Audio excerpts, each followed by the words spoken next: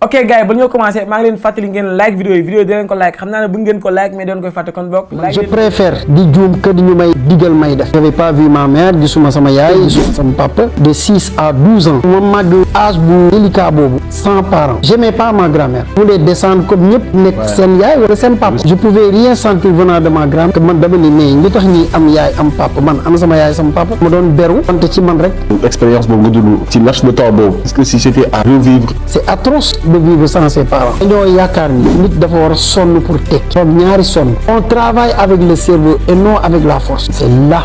yàlla day programmer lu bon ci nit. Dieu n'a jamais programmé quoi que ce soit ci nit. yàlla du def lu bon du tooñ. lu yàlla programmé mën naa ci mucc. kon lu tax yàlla dina yóbbu safara kon may def dans 10 ans 20 ans 30 ans yàllaa ngi jàkkaarloo. yàlla du bind lu muy bind. lan nga foog ni mooy mission wu jàmm bi ci kaw suuf. la vraie mission de l'être humain sur terre. yàlla mayewul man yàlla musuma may dara. yàlla mayuma yërëmuma saraxuma baaluma tàmmuma. yàlla li muy defal doomu aadama mooy li doomu aadama mënul defal bopp. tubaab yi dañoo dégg alxuraan. nit ku ñuul di jàng alxuraan. man Modou Gueye yàlla sàkku. connexion directe ak yàlla. tu peux même être dans cette situation sans même dormir. la yàlla waxee ni ko naan sàngara da ngay dem safara. te yàlla sàkkul sobe. yàlla moo sàkk suuf sàkk garab. ak garab ci biir suuf la jóge garab ak suuf ba léegi wuute nañ. man la karaw génnee ci mandu karaw bon karaw tamit sperme mu ko génne. la transformation de l'être humain. sama yaay moo mag mais sama papa magul. yàlla mayewul doom. yow ban question ngay poser sa bopp boo xam ni amoo réponse bi. man awma réponse. yow sa jëm bopp. la vie après la mort. ban état d'esprit nga am ci. doomu aadama munul lépp. moo tax nekkul yàlla. li yàlla munul lépp moo tax mu nekk yàlla. moom yàlla ci boobu moo nekk nekkal yàlla amul. yàlla moo nekk l'existence de Dieu. j'ai réussi dans la vie. j'ai pas réussi ma vie. saa yi damay nekk sama kër di xalaat yàlla di jooy. est-ce que am na lu war a 5 grandes leçons yoo jàng ci àdduna. ma gën a regretter sama àddina mooy. su démb doon tey su ma mënoon rewind sama life. asalaamaaleykum mbokk yi ñu ngi leen di nuyu di am mbégte dalalaat leen encore ci beneen numéro spécial motivation mu nekk nag numéro boo xam ni àdduna ñoo koy xaar Sénégal gi yépp ñoo ko réclamé ci Modou Gueye chroniqueur Modou Gueye l'incompris moom noonu laa lay wooye l'incompris Modou ñu lay nuyu. asalaamaaleykum. salaamaaleykum. waaleykum salaam wa rahmatulah voilà sëñ Modou bon. c'est vrai que fan yi nag gëj nañ la gis ci télé yeeg ñoom seen silence bi lan moo koy waral d'habitude quoi. un peu arrêté dama xaw a arrêté tuuti télé yi maa ngi def ay live ak yooyu quoi live. Modou Gueye c'est quelqu'un qui veut pas ressembler aux autres bugguma nuru kenn dama am samay ngëm-ngëm te samay ngëm-ngëm basé wu ma ko ci li sama yaay gëm wala li sama papa gëm wala li nit ñi gëm. man li may gëm maa koy wutal sama bopp depuis xale nag musuma ànd ak samay morom di topp seen ginnaaw je veux tout le temps soit ñoom ñu topp ci li may wax mais man du ma leen topp sinon ma damay ber wut sama yoonu bopp parce que li may xalaat loolu moo ma doy man je suis pas un suiveur du ma def li ñëpp di def ah non chaque fois li ma xalaat man loolu laay def et j'ai pas peur de faire des erreurs man je préfère di juum que di ñu may digal may def je préfère juum jógaat juum ba gisal sam bopp résultat parce que buñ ma dicté li may def ba duma juum j'aime pas un jour viendra ki la doon dicté bu fi nekkul nooy def tu feras une très grosse bêtise. dëgg la voilà. Comment était le petit Modou Gueye à l'époque? Oui, le petit Modou. Je suis né à Abidjan bi ma amee 5-6 ans.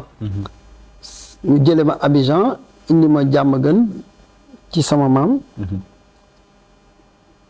J'avais pas vu ma mère gisuma sama yaay gisuma sama papa de 6 à 12 ans. Ah ouais? Ouais. J'étais entre Diamaguène Pikine Thiaroye environnement boobu. ci côté yu boobu. comprendre nga. donc ma màgg ci âge bu délicat boobu. sans parents. sans parents. suñu mësaan doxantu ji ba wàcc le soir wala bu ñu demoon jàngi ba ñëw ku nekk daw uuf sa yaay uuf sa papa man j'avais pas ça j'étais avec ma grand-mère te j'aimais pas ma grand-mère. ah ouais. non bugguma ko woon sama yaay laa buggoon nekkal je voulais descendre comme ñëpp nekk seen yaay wala seen papa. recevoir amour yaay. waaw je pouvais rien sentir venant de ma grand-mère. parce que man dama ni mais lu tax ñi am yaay am papa man am sama yaay sama papa donc dama doon beru compter ci man rek je pouvais pas gober sama maam di ma war a bëgg sama maam par force non donc j'étais avec elle mais je l'aimais pas. Ok. Il faut dire les choses. Ouais. Et pendant ce temps-là est-ce que par exemple loolu noonu expérience boobu nga dund ci laps de temps boobu. Est-ce que si c'était à revivre tu choisirais de le vivre? Ah non. C'est atroce de vivre sans ses parents. C'est atroce. C'est pour cela je me demande nan la nit mënee jël doom yóbbu ko fenn ñetti at ñeenti at gisoo ko wala nga maye ko wala yóbbu sa kër bàjjan wala dem leen lii li am Afrique loolu Afrique la am ñoom rek ñooy dugg dox noonu surtout les pauvres qui font ça amul benn nit ku am alal wala am xaalis buy jël ay doom di ko maye di ko dénkaane de gauche à droite. Ouais. Il faut réfléchir quand même. doom yàlla mayewu ko yow yaa ko fi indi yaa def li indi doom assumer ko nga gérer ko bu ko maye bu ko dénkaane nga indi ko fi ba pare maye ko dénkaane bëgg lu yomb et continue à faire d'autres. dégager ses responsabilités. boo juree maye di defaat yeneen pour kër gi féex ngay juraat loolu xel la. loolu de moom du xel. loolu moo fi am.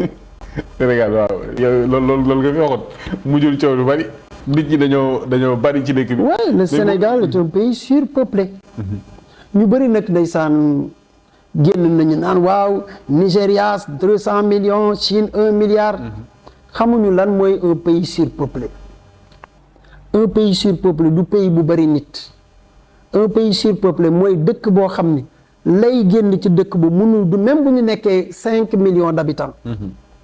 bu fekkee lay génn ci dëkk ba mënul dundal 5 millions mais le pays est surpeuplé bu fekkee dëkk bu am 1 milliard de personnes te dëkk ba di génn loo xam ni 1 milliard yëpp mën nañu dund di liggéey lépp normal. Le pays n'est pas surpeuplé. dëgg la.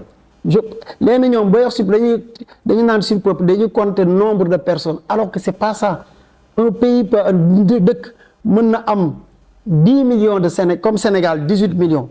mais Sénégal dafa surpeuplé. li ñuy dund yëpp dañ koy importer. Ouais, effectivement. bu dara dugul woon. Sénégalais du ñu dee xiif.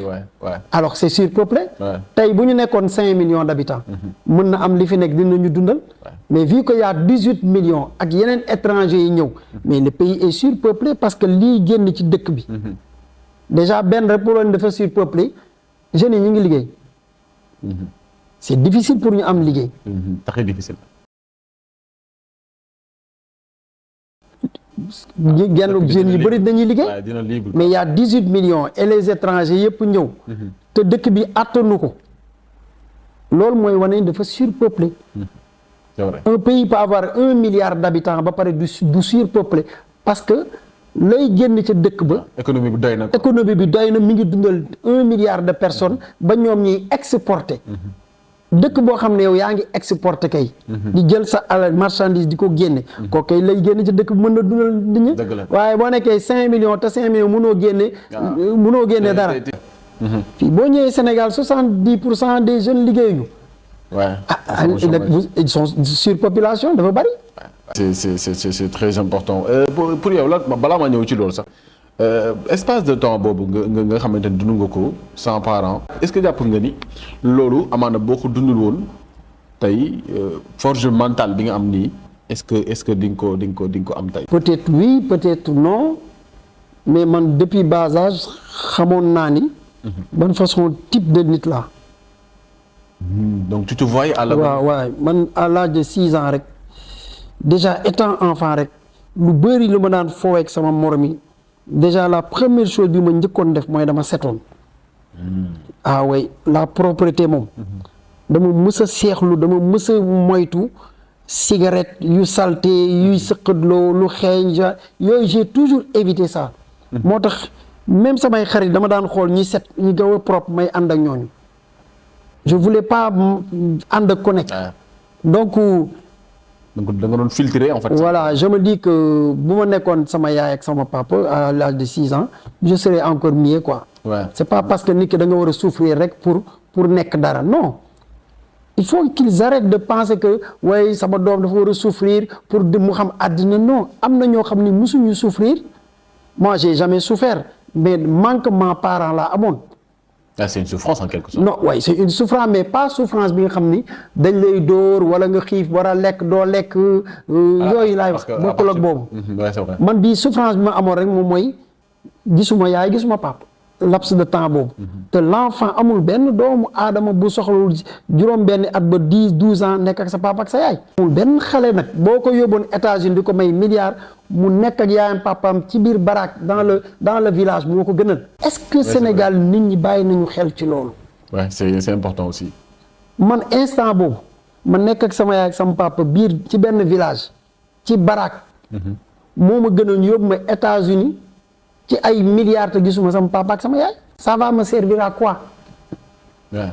loolu mënul remplacer ndey ak baay affection boobu dëgg la.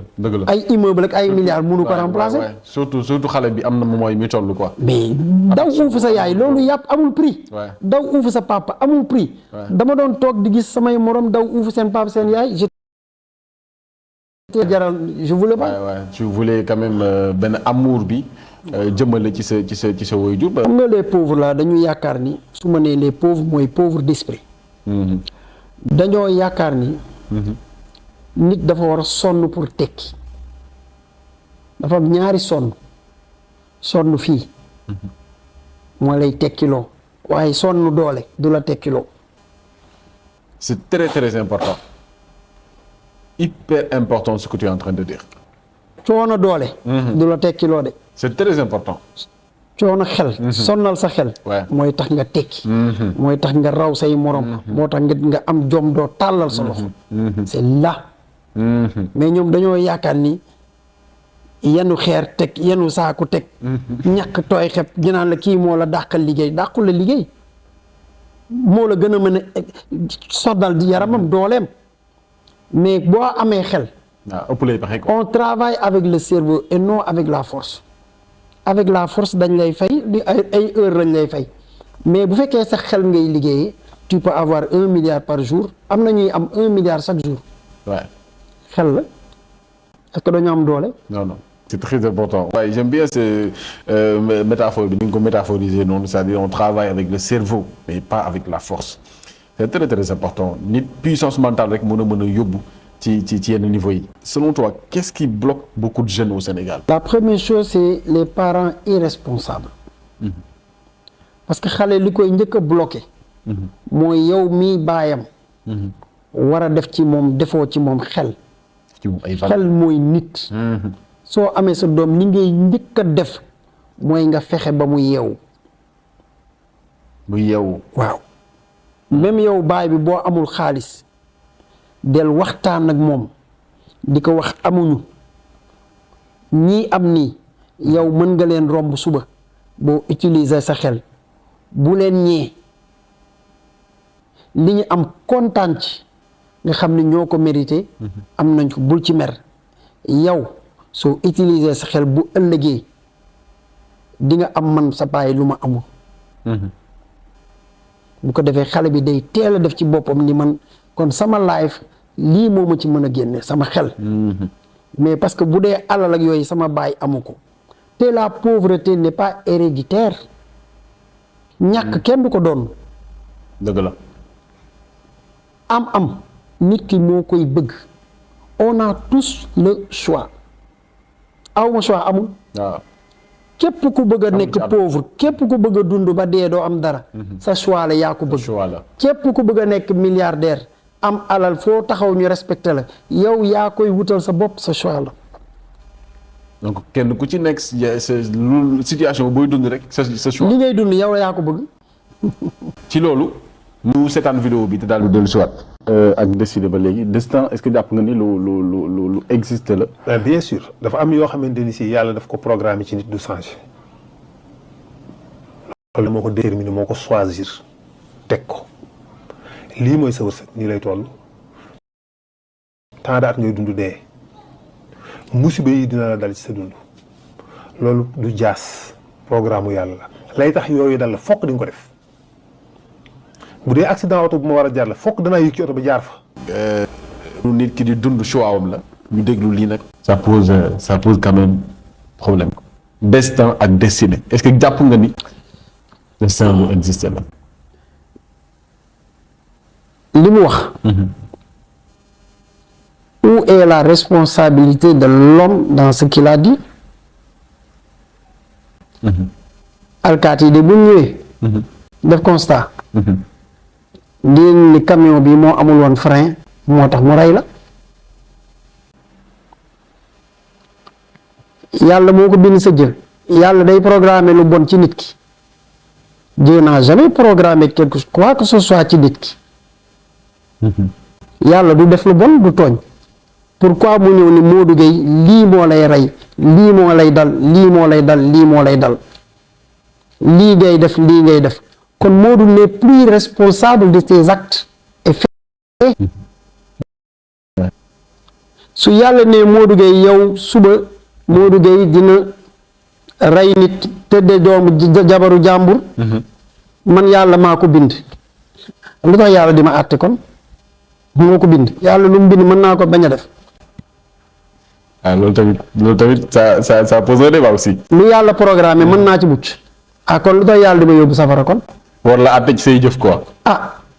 vu que bind na lépp. kon lu tax aljana am safara am yàlla nee na du ma tooñ kenn ñu ñëwaat ni yàlla moo programmé léegi li ngay def suba camion bii mbëkk nit mu dee chauffeur camion boobu yàlla moo programmé pour mu rey nit kon le chauffeur là il n'est pas fautif léegi gendarme bu ñëwee na ni yàlla moo programmé lii bu leen ma jàpp yàllaa ko programmé de est-ce que war nañ jàpp chauffeur ça pose problème camion bi Dieu n'a pas tout dit yàlla waxul li ñu war a am ak li ñu war a def su ko defoon de àddina du am sens man maa leen sàkk yow lii ngay def yow lii ngay def yow lii ngay def kii ngay def lii ngay def lii ngay def dicté ñu mais bu ñu jógee ñun ñëpp li yàlla wax la ñuy def et pourquoi il nous amène en enfer ou bien au paradis alors libre arbitre kon amu fa waaw libre arbitre j'ai pas le choix yàlla moo ni lii laay def suba damay rey nit mais su ma reyee nit du Modou Gueye de yàlla moo ko bind ma jël kon yàlla moo ma tooñ yàlla den du tooñ si Dieu a programmé fi ñuy jaar yëpp mais pourquoi il nous juge ça am na koo xam ne ni mu ko métaphoriser mooy par exemple sunu borom bu ne bind naa li ngeen war a def mooy xam naa li ngeen war a def yàlla métaphoriser yàlla xamul li ñu nar a def yàlla dafa xam li ñu def ba pare man li may def dans 10 ans 20 ans 30 ans yàllaa ngi jàkkaarloog loolu mais bind ko yàlla du day bind mel ni ku mënul capter yàlla du bind lu muy bind li nga mës a gis fi yàlla bind mais Dieu n'écrit pas tout est en lui yàlla lépp a ngi ci moom lu muy bind il n'écrit pas yàlla lépp la jàkkaar lool doy waar la lépp la jàkkaar lool li nga war a def fii ba 1000 ans yàllaa ngi jàkkaarloog moom mi ngi koy gis moo tax yàlla képp mu am jugement kay buñ lay juger dañu naan la waxal yaa def lii defoo lii ñu àtte daa di juger waaye bu fekkee yàlla programmé jugement du am dëgg la lu jugement demee te mu programmé lépp loolu aussi si tu fais kay boo waxee ngeen ko yaa ba ko programmé yàlla ba ça veut dire que l'être humain n'est plus un être humain l'être humain est devenu un robot la ñuy programmé c'est le robot qu'on programme mu def li nga programmé doomu aadama dañ ko programmé mu ne ni robot non waaw doomu aadama seen boobu daf ko bind jox ko xel waaw yow naa la jox xel ba pare di la programmé kon xel bi lu mu la jariñ ba léegi ci diggante yàlla ak jaamam moom Cheikh Modou lan nga foog ni mooy mission wu jaam bi ci kaw suuf la vraie mission de l'être humain sur terre ça c'est le problème des Sénégalais mooy kennal yàlla ah ouais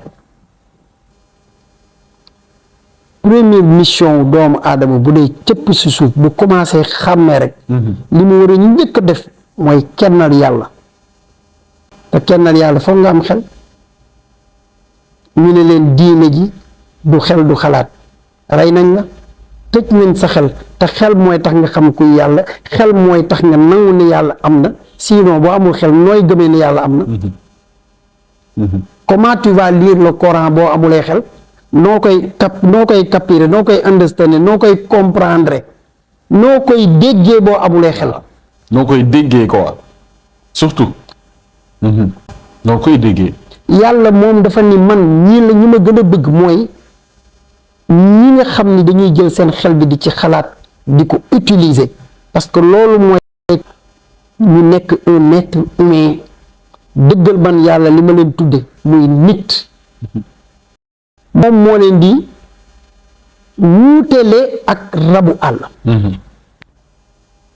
moo tax su ma déggee ñu naan waaye Modou Gueye xelam lay waxe waaye yow yàlla ci sama xel mi la may àttee du ma àtte ci tànk du ma àtte ci bopp du ma àtte ci kañ ci xel bi ma dénk ni ma am ma dénk la dama koy jëlaat de yàlla mayewul.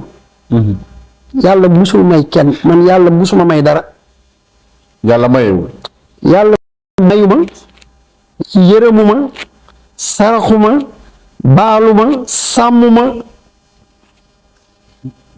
léegi métaphoriser loolu ci lan nga ko teg.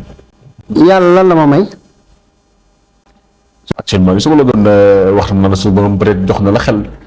xel mayu ma ko de da koy jëlaat xel boobu moo may dugal safara wala àjjana façon bi ma ko utiliser kon damay rendre compte yàlla xel bi ma joxoon kon mayu ma ko ñëwal. kon yàlla mayu la xel. dénk. da laa dénk. koy jëlaat xel boobu mooy puce bi nekk ci téléphone par exemple la personne nit. mooy téléphone. puce bi mooy xel. téléphone boo ci defee puce xam nga day dox. doomu aadama bu utiliser wul xelam moom téléphone bu amul puce ñoo yem est-ce que day fonctionner. waaw fonctionner de. doomu aadama bu amul xel dina fonctionner.